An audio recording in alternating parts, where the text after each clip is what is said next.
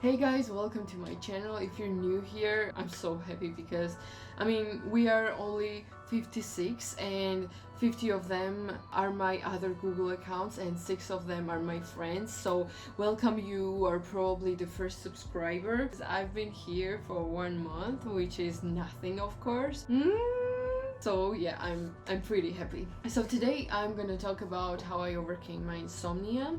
Yeah, it was not easy. Everybody's individual and these tips may not work for you, but I have 9 perfect tips for someone like me, someone who has the same problems, unfortunately. Of course, I'm not a doctor or I'm not a psychologist to help you with that, but this is how I overcame it myself. So I think they're still valuable.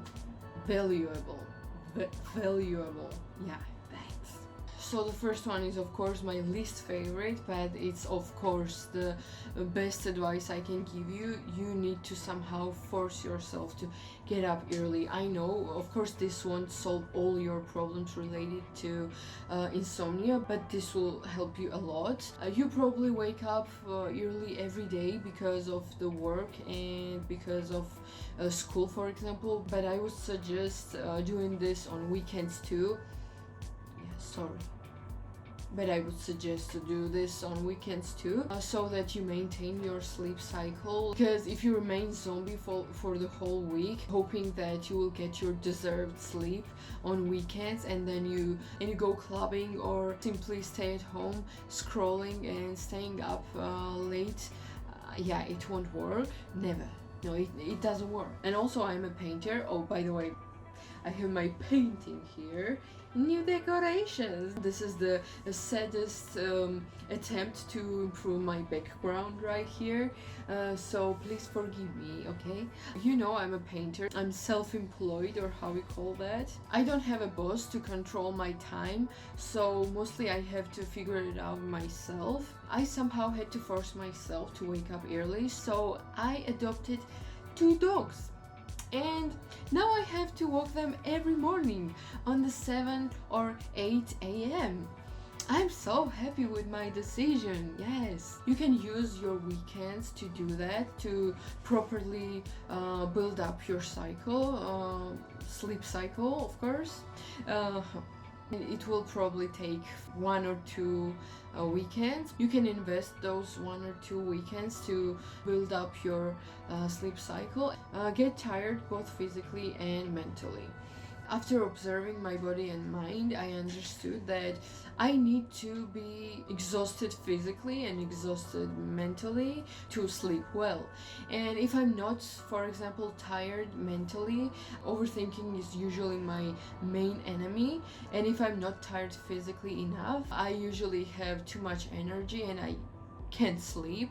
Try to balance your work and try to, like, for example, work out to tire yourself physically. The third one is something that everybody says: you need to avoid screen and especially social media, because dopamine keeps you awake and it keeps you want more and more.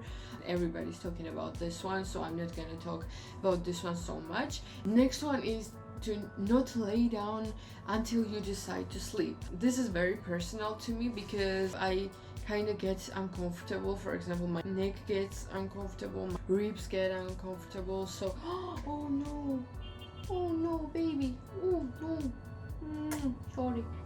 My ribs get uncomfortable and then it interrupts my sleep. So I would suggest observe your body. Maybe this is something that interrupts your sleep, so go and do something else, like sit or walk, or the next one is to take a shower. And then let me explain why.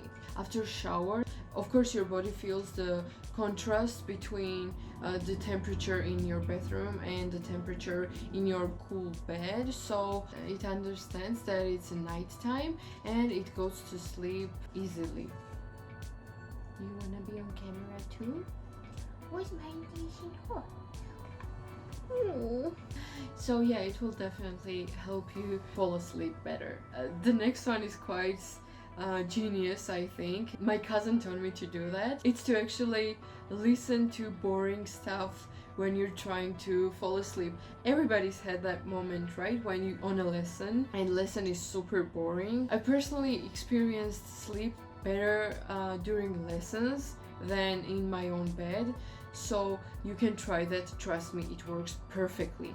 There's a next step, because this one is more productive. You can simply read a book while you're trying to sleep, but this one's quite risky because you can stay up, and I've done that a lot, to finish the book. You need to convince yourself that it's better to finish your book the next day on a fresher mind. So yeah, if you still can't sleep after all of that, think, maybe you have eaten something heavy, like the fish before. In that video, you remember? When I came to yoga and I had eaten fish. It's important when it comes to sleep as well. Your body is concentrated to digest what you've eaten. Also, it's quite uncomfortable when your stomach is full. And the last one may be quite unexpected. I sleep better when my husband is awake. Yes, I do, because I always felt alone. When my husband is awake, I feel more safe.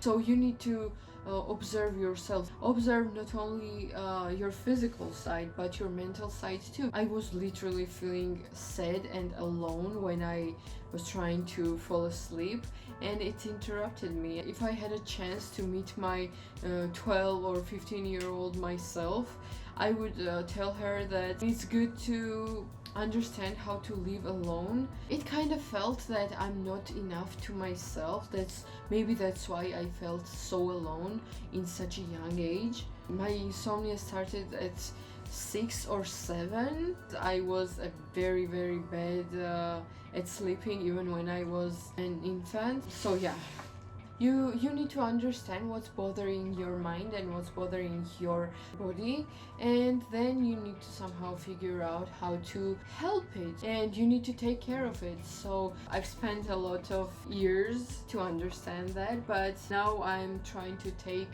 care of my body and mind as much as I can, and I feel way better. Oh my god, this is peace. This is peace. This is what I was looking for in my life.